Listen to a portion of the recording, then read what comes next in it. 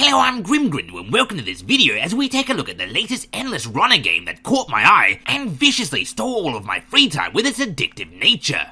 The game is called Superdash, which is perhaps because it seems to be a bit of a combination between Pac-Man Dash and Super Mario. Well, not really, but kind of, but even more so not really. The comparison to Super Mario is rather obvious, coins for points, but this and Mario are by far not the only games to use coins for points, so it's so common that it's pretty much probably not even worth mentioning, and so I'm not even sure why I bothered mentioning it. Moving on. The shared similarities between Superdash and Pac-Man Dash are perhaps a little bit more notable because they actually come down to the core gameplay mechanics, but once again I'm pretty certain that it wasn't original when Pac-Man Dash did it themselves, so who really knows? I cannot off the top of my head name another game that had these similarities, but I know I've seen them before. One such similarity is that, unlike many other endless runner games such as Robot Unicorn Attack, instead of you having no time limit and just trying to have to survive and run for as long as possible, you do in fact have a time limit, and so therefore you not only have to concentrate on staying alive, but also on collecting items that extend said time limit, as running out of time is just as bad as dying. What this means while playing Superdash is while trying to avoid spikes and collecting coins, you're pretty much constantly keeping your eyes open for slabs of meat. In fact, so much so that pretty much every time I lost the game was not because I hit a spike, but instead because I ran out of time. And once again, not entirely dissimilar to a feature found in Pac-Man Dash and many other endless runner games, is that if you do lose and choose to play again, before you start, you can choose to use some of the points you've gathered in order to purchase some upgrades. But Grim, you might object, what is the point of what you're saying here? Why bother pointing out that it shares slight similarities with Pac-Man Dash and a bunch of other forgettable endless runner games that you can't even conjure up a memory of? Well, because that's exactly that.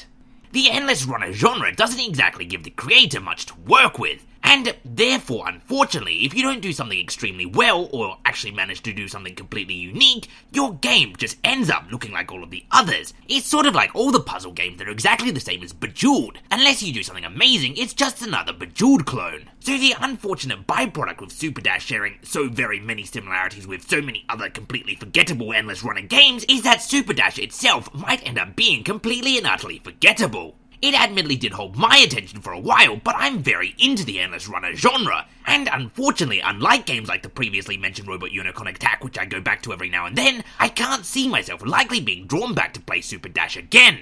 It is, in its own defense, a fairly polished game. It just doesn't really have much variety, doesn't really have much speed to it, and just really doesn't have that much that appeals to me. So, firstly, the variety. The game does have multiple stages, and I liked how it flowed into those stages without having to pause the game and go into the next level or anything. You just go past this large collection of coins, and then hey presto, you're in the next stage. That was very well done, and I quite liked that. Each stage has its own pattern of obstacles and rewards, and to do well in the game, you pretty much have to memorize each pattern that goes into each stage. That much I'm on board with, and that much the game did really well. The downside, however, is that aside from the changing obstacles and rewards, is that nothing changes with these stages. Everything looks exactly the same, and it all becomes rather boring to look at.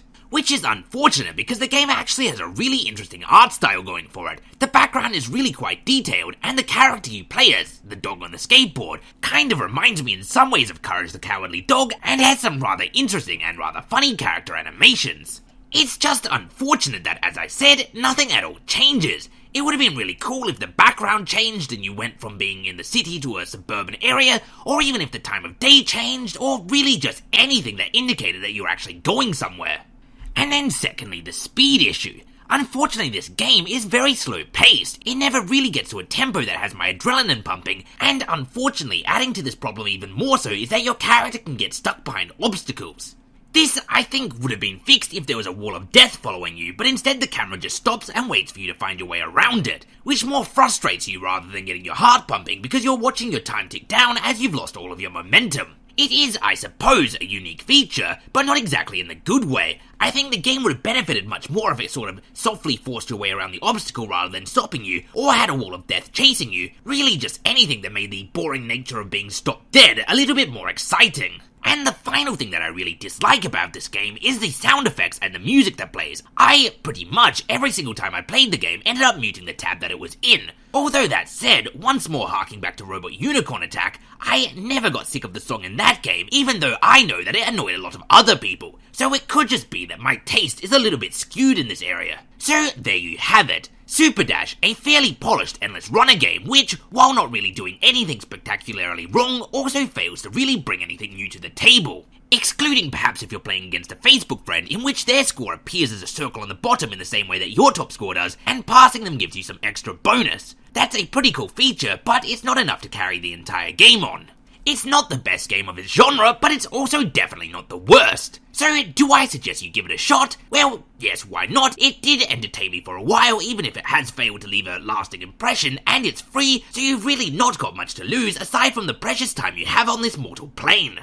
What you're seeing on the screen at the moment is the best score I was able to get on camera. It's not the best score I've gotten, but it is the best score I have proof that I've gotten. If you think you can beat the score, record yourself doing so and chuck it up on YouTube, and send a link to me either in this comment section or tweet it to me or pretty much any way you can send it to me, and I'll give you a shout out in the next review I do of a similar style game. Speaking of which, a big shout out to Walavauchi who kicked my butt in Endless Lake following my review of that game. And so with all of that said and done, as always, thanks for watching, and until next time I have been and still am Grim Grindle.